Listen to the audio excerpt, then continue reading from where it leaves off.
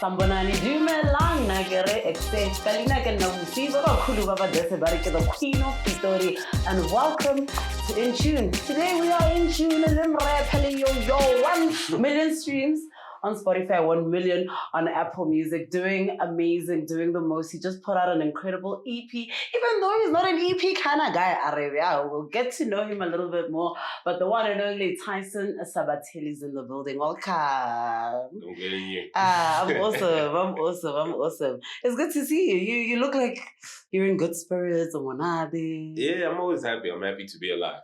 Okay. Yeah. We could do this because Pitori. You see, listen, I'm in PTA, man, but I pick it up 50%. Okay. Like I'm Zulu, actually. You actually are. You know, how have you been putting the two cultures together, especially musically? Crazy enough, okay, in like my day-to-day, because the art just imitates what we do on our day-to-day, Sure. right? So like I pick up Pitori from like everyone around me and whatnot. So that's the slang we mainly speak. So my Zulu even gets rusty, I mean. Okay. Although I'm trying on both. So it's 50-50 on both. And then in the music, more so it just influences the charisma, because people in PTA got this charisma. This energy to them. Self-confident. It's a self-confident city. I love it. That's very cool, man. I mean, just even looking at you, Komlazi, or even just coming into Pretoria, you know, you come from a family that was very in tune with musical trends. True. When you say in tune with musical trends, tell us more about what you were jamming to. You used to jam to music with your dad as well. Yeah. Like, my introduction to music was every day going to go pick up my mom when she worked, right? With my dad. And in the ride, it always played like your Booga 2, your 50 Cent, a lot of your R&B. I was up to date on it, a lot of CDs. Yeah. Or to like kill time getting to my mom to like stop at the CD store. We'd always leave with a CD. Like every week, at least one. Wow. It would always be the one I picked. So like music stores used to have those headphones. Yeah. You go, yeah, this is the one. So what did you pick?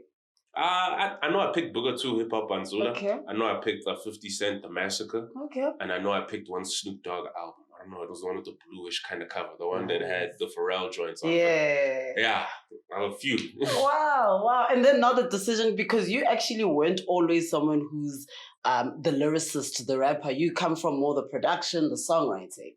Yeah. Then how did that happen, before we actually get into you rapping? I think like all of us, when we wanted to make music, all wanted to be Lil Wayne. At our age, wanted to be Lil Wayne. So we tried out little freestyles and whatever, but I never thought like I'd wanted to be big with the rapping thing. Okay. It was when like we couldn't download beats to freestyle on anymore. Yeah. Or like, let's just produce them, boy. So that's what I thought was going to be my thing, producing and like songwriting. Okay. Yeah. And at the time of songwriting, I would imagine her name, man. You're writing this music. It's obvious how you would think one would just automatically start getting and making the music and rapping. Yeah, it's crazy. It's like, because I was writing the songs, but like I wasn't writing them to give to anybody. I was just like, nah, it's just like writing songs to my beats. Just to show people how to rap to it. Okay. Then I found out, no one's going to rap these things. Rather I do. And then that day you decided, yeah. Tell me more about that specific day. That was more, look, it was also very, very early. Very early. It was in like high school, because I was really good at the freestyle rap thing. Like in my school, grade 8, I named the school right now, but let me chill. I out-rapped everybody in matric, grade 10, and I was in the 8th grade at that time. It was like, I'm really good at this, but like I just do this for fun. I'm not like you guys. I'm not. So when I decided, I think I did like 2 or 3 tapes of like demos and stuff, and then I realized, no man, let me try to do 2 more of a different sound and see if like I can really do this. And then I changed my name and became like, I added the Sybateli part. Yeah. Because like my nickname was always Telly around, but like my rap name was like Y Telly. Oh, I see. But at some point, you were also Tyson ST. Yeah, I shortened it. Oh, okay, I see. So the decision to even get to Sybateli was still in high school. I went through like 6 different names, but they all had Telly inside them. Because that was the name people always knew me for, like, since a very, very young age. Okay. So, that's what pushed me to be like, yo, listen, you make music for yourself, tell your story, because you're really good at this rap thing. Just be confident, be full of yourself. Sure. Yeah. And then now you moved to Pretoria, you with the family, Tell me more about understanding or trying to understand the Pitori culture, just Gauteng culture in general, because, I mean, from KZN to Gauteng, I can imagine it's different. Slightly. I feel like all hoods are the same. Sure. All areas are the same. The only Sure. difference is like language. I swear the mannerisms and the whatnots are the exact same. It's just that Zulus are slower than people in Pretoria. People in Pretoria are just like very fast from lingo to everything, and like the importance of culture there. Like over. Like both cities are very much known for their events culture, but the events culture is very, very different. Like and style wise, but like I'm not a heavy style person. I'm minimal, even how I dress. But yeah, that's what I picked up from Pitori. And very much the influence it had on me is that okay, these are the stages we have, like the homecoming, these are the people that push culture. Okay, GalXBoy, these 100%. Are the street friends here. These are I'm like, okay, these guys are freestyle rapping there. Like being young and seeing your 25K and them like freestyle rap at like the GalXBoy cyphers and stuff like that. I was like, okay, we gotta go through those channels. We gotta get on homecoming, do the competitions, and then you'll land up on the stage. Stuff like that. It worked. Yeah. It worked. And it does work. We've seen it, you know. Especially for people about 25K, for instance, you know. But look, tell me more about you and not really liking the idea of doing EPs, you know. Already full projects. I mean, we still love the music. We're still into the music. So why do you gravitate towards more full projects? I think we're in a time where we've grown past the singles and EP culture. Not saying that it's not important, it is. But for the longest time in South Africa, our artists were known to be singles artists. Like you put out one single a year, survive with it. Next year, 2 singles. Then on the 3rd year, you say project. That's how we saw your AKAs and the rest come up. They were really, really good with strong singles, push to radio, push it out through the whole year. And that doesn't work anymore because the mediums in which we consume music are like crowded now, oversaturated. There's a new song every day now. Every Friday, especially in our culture. I mean, in our genre. Hip-hop is very much everyone is always feeding something new. I'm sure this Friday we're going to get 5 new albums. Next Friday, 5 new. So how do you compete with this if you're just dropping a single? So it's very much the new landscape of South African artists are really good at understanding what's going on globally. We're very much invested in making projects, all of us. So you don't want to be the one behind not making a project. You need to prove that you can carry a listener from track 1 to the very end, not just one good song. Every song has to be good. And that's what makes a true artist. And the fact that you love that is actually really, really, you know, it's admirable. You know, because but one hit wonder these days, you know, they make it and then they just disappear. And there's nothing wrong with having a big song and having your contribution in the culture and calling it. But like, I want to be here forever. Project every time. Too small. Male Beyoncé. You know, my thing is that it's actually interesting how to male Beyoncé because, I mean, I get it to a certain extent, but I would think you would say or make the similarity to another rapper, maybe Bonaz. They're not the biggest. Yeah. She is. Yeah. I am Destiny's child. Come on. Real talk. I'll be telling dudes. Yeah. That's the only enigma left right now. Like, okay, one of, like there's like 4. I'm saying, let me say The Weeknd, Kendrick, Beyoncé. I can sort of say Playboy Cardi is an enigma. An enigma is in they carry themselves like, if you were to see them in person, like starstruck, everything. Like you don't see them, you don't think they're humans. They don't do regular stuff. That's Beyoncé. Top dog of them all. And the reality is that you're very human, you know what I mean? I mean, even in the lyrics, I mean, your lyricism, you are very human. You're incredibly talented, you know. You know, is that intentional in how you make music? I feel, yes. There's no more enigmas. I'm not saying we can't be, but like, you can try. But like, the thing that works right now is, how do I explain this without like going long? You see how a lot of mediums now and social media and everything so on and so forth, we look at personalities to relate ourselves to. Like everyone just has this thing about them that's relatable. Like, oh, he's really so good at this thing about him. What I see these little parts in me. Like you make yourself seem so ordinary in front of the camera, all of that. So for the sake of relatability, it's like, I'm not going to tell my story. No one's going to tell my story better than me. So let me say it. And say it in the coolest way. Like, we know in the past, like, what worked in hip-hop was, I'm tough, I'm from the Gasi, I'm from the... But, like, say, do your thing. Because we all have this story. So, tell that same story, but, like, please add more parts of you. So, that's why I'm like, let me try to be relatable. Let me try... Not even try. Let me just be myself. It comes to me naturally, especially in the bars. I say the most personal stuff, but they sound cool. They do. They do. And I like that you're talking about relatability. Representation is very, very important. Exactly. But at one point, people couldn't even relate to you. There was no reason to represent or to strike that thing to relate to because you disappeared. Do you understand? You went away. Wait, now, Mr. Magician, tell us more about that. Why did you choose to disappear? And even in your artworks, you covered your face. Yeah. Why? It's the well, it's for the concept of home, right? The project I put out last year. Yeah. So with that, it wasn't so much what is home for me? And it's not just where you're from, blah blah blah. It's a lot of factors that make home. The people around you, the things that influence you, the things you care about, the things that make your nest, that define you, that influence and make you what you are, right? So it was like, I know what that means for me. So gearing up to home, I don't know what that means for the listener to get them to engage. And this is art that we're making. So it was like, let me remove myself from this. I already made what's home for me and you're going to hear that. But you got to see what's home for you. So everything had to be blank. From the face to the t-shirt style to the clothing. Everything was just white. Because white symbolizes like blank canvas. There's nothing to influence you to go from. Like, oh, he's stylistically, he's this. No. Everything was just blank. From the imagery as well, with the artworks and stuff, right? And like people having to find me, like engaging with my fans and stuff on social media. And you're not into the face, you're not into the content prior. I removed all of that, which is risky for upcoming acts. Very. Because you need something to go for. Why should I click on this guy's song? Yo, is this guy even famous? Is this guy rich like that? Where's he from? Blah, blah, blah. It's very so much. I made it about the music. And I made it about the listener seeing themselves. Looking at the thing as a mirror, looking at the blank face thing as, yo, I can see myself in this position. Sure. I can see myself in these stories. And that's what home was about. It worked, yeah? Yeah. And even if your current project is present, right? But even if we look at the artworks prior, there's a thing with you and a flame. Like, what's with the flame? Because nothing's more current than a fire. Nothing's more present than a fire. A fire serves its purpose in the immediate and then it has no tomorrow. It's now. Come on, you're taking me to track number 1. Tell us about the project, Present. Great collaborations, I must say, as well. Yeah. The project, how can I describe it? It was very much a call to action for myself.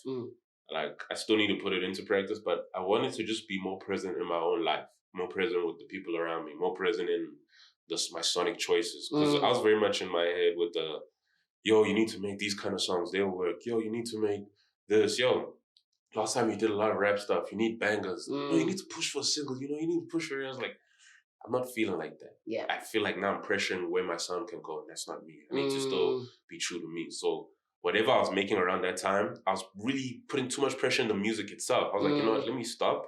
Let me just enjoy the songs I'm making them right now in their moment and just leave it at that. Like, I love how it sounds right now, and that's the song we're going with. That's the songs we put in there. And every song came like that, as well as the features. Every feature was very much I'm talking to them that day, or we were talking during that week, and they said, what you doing now? Like, oh, I'm actually working on the song.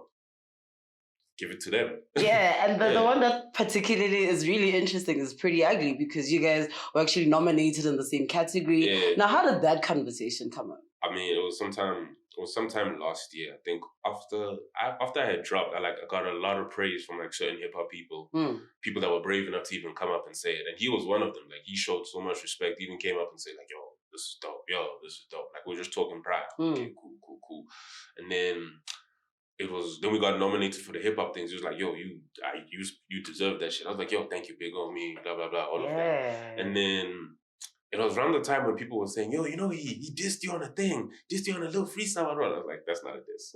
I know it. We ran into each other at the hip hop awards, and I was like, that's not a diss. That's just hip hop sparring. I'm like, same with the touchline thing. That's hip hop sparring, blah blah blah. And we were just talking and stuff, just laughing about that. And then after he won, he like came up to me and was like, yo, you gonna get them next time, dog? I'm like, nah, you deserve it. I wanted to win, but he deserves it. And then I think it was in that same week, it was just like, yo, I have something. He was like, I was gonna get something to you too. Oh, nice. So I sent him that, and then quickly did it, and then we just talked about other stuff, like, general, just like life stuff, crazy. And then what else? Then the following week we did more couple stuff that I even forgot about the joint. It was that all old, but I knew I wanted to put it out. I even thought it wasn't that crazy for us. I was like, it's just another 9 to 5. We're just doing the job. But crazy enough, that thing rap wise, high level stuff. So does this mean we can expect more music from the two of you? Yeah, there's more songs coming. Nice. Okay. Now tell us more about even just your choice of vocalists. I mean, there's Nanette, there's Ben September. Incredible songs, by the way. You know, how do you go about being like, you know what? Okay, now this is how we go. I was talking to them. Yeah. Like, legit. Like I was working on a song with Marcus, right? But we couldn't finish it in time, and we chilling, we mixing the album. I'm like, I don't want the stress of. If I pressured the song too much, it wasn't happening. If I felt like, no, the song needs to go here, or anything is difficult in the process, why don't we put it one side? I don't want stress. With every single song now, no stress. So I was like, okay, let's start something from scratch. So I start something from scratch, and then I'm texting Ben September on IG, just like genuine, like laughing about him looking like Schoolboy Q, or just laughing about that. And I was like, actually, brother, I'm in Stu. Give me your number. He gives me his number. I call him. I'm like, so there's this beat right now, my dog. Where you at? Can you come to Stu? He's like, he can't, but he has a mic on him right now. I'm like, okay, we'll send you this now. We're mixing the album. We're sending it in now. So can you do it now? Sent it to him. He did it. When he sent that snippet of He's Back, I did the verse. And then he sent another part. He called us and he said, yo, I want to send more. Then he sent more. He sent the other part of the hook, and then we just arranged it, freestyled that verse, did the second, and then we're good. Come on. Very much. It came natural. Everyone. That's amazing. And even just looking at the artwork, it's so unconventional to put featured artists on the main artwork in a project. You know what I mean? Tell us more about that, because that's very unique. Because the thing is hosted by the Sovereign, I wanted them on the cover, and I wanted all the people I featured on the cover. But like everyone's busy, no schedules, what. Yeah. So it was cool. I was just like, yo. We're just in the studio. We're shooting we are in the studio. The other studio, photo studio. Sure. We're shooting for the no comment press photos. And at the same time, we're like, yo, we can get a visualizer out of here. Gents, let's just squat deep mob and start shooting. Yeah. But before we could shoot the visual, we were like, okay, let's just do that cover also. So we did the whole squad thing. Yeah. Shot the thing. And we didn't even think about it. I knew that was going to be the cover. I just wanted to, my only thought was, must I write the text or not? But then I have a tradition of putting like the text in like the back. Okay. I'm making a thing now. With home, it was in the back. Same here. One word, text at the back. Yes, there's an art form to how you actually do this artwork, okay? Yeah. It's actually really interesting. It's big. Thing is, I think it's big now, but it'll be way bigger when people appreciate this thing. When they be like, yo, he's coming again with another one-word thing. Yeah. The cover's going to be like this. Well, all my covers are more aesthetic also. It's crazy. Really? It's amazing. There's method to the art. You know? But right now, I mean, tell us more about the fact that can we expect another album from you? You know, who are you in studio with? I'm dropping an album next year. I'm in studio with the homies, the usual Thato Saul, Sean, Marcus. I want to do a song with Loton Over Pounds. I know we were always talking about that. He said he's going to send me something at Cotton Fest. Then I actually sent him a joint. Then I was like, no, boy, leave that one for now. Okay. I want to do a better one. So yeah, it's that. That's what's going on right now. Otherwise, I'm just living life. The songs will come naturally. Okay. Like, I love the process of present. I want that for everything else now. It would be dope to also hear more stuff from you and Mochen. I mean, like, that song is crazy. Oh, yeah. Homie. He's got to send me something because I sent him something. Yeah. That's amazing. Is there anyone you're actually looking at, you know, in terms of, oh, man, that's dope. It would be dope to work with that person. Yes. Thank you. Good question. SEC, Shekinah, something sort. Questa. Yeah. That's it. And then everybody else is international. I can get those. That's fine. Tell me more about the decision-making behind those specific ones. I mean, they're incredible artists, yes, but for you personally? Okay, Nasty C has the most unique flow approach. Like, I don't think people are analyzing. Like, when you peep his flows, no one's actually doing it. Yeah. It's very, very unique. Shekinah, it's a thing. Yo, Shekinah's amazing. Yeah. Something so it's a great voice. Like, fucking great voice. Yeah. Let me think. Questa had my favorite album last year with the Gabza thing. Yeah. It reminded me of my first introduction to like Banzula and like hip hop with Booger 2. Sure. Banzula. It reminded me straight of that. Yeah. Okay, that's really, really amazing. One day, let's squeezing I can't, I can't. I like conversations with dope people. Yeah. And thank you so much for joining us. This has been really, really insightful. This has been really dope. Are you in any features that someone else is dropping that's not necessarily your own? Can I thing? say? Yeah, of course, please. I think Priddy's gonna drop, and Okay. I'm definitely there. I think he definitely released one of our songs. I know that one. That one's crazy. Who else? There's something coming with Mash. I need to finish it. There's something coming with Mash. Let me think. Who else? Today I gotta go do a Ricky Tyler feature. Oh, I like him. Oh, he's amazing. Amazing. He's amazing. And then a friend of mine, his features coming. Okay. But yeah, pretty much. There's a lot of unity, mo hip hop. Yeah, we all homies. I love it. There's no weird beef. No, I love it. I love it. Love drum anytime soon, or is that's not your thing? If I ever do piano, I'll be singing. Oh yeah? There's no time to rap on it. Imagine you had groove and you ain't someone rap on it. Why not? Why not? There's some people who actually hop genres and they're rappers. I appreciate dance music because of the vocalists, not because of the rappers. Fair enough. I don't rap on some dance like we're not about Gold Link. I'm not here for that. Yeah. You're not that guy. Nah, that's all good. That's all good. Thank you so much for joining us. Keep shining, man. Keep doing your thing. Yes. It's for sure that, like, I personally have no doubt when you say male Beyonce, you are putting in the work. Destiny's Child. Come on. It's me. And then one man that time, you know what I mean? Nah, you're doing absolutely amazing. We appreciate you so much. And we can't wait for more conversations when you keep dropping and you're staying consistent out in the game. Thank you. Thank you.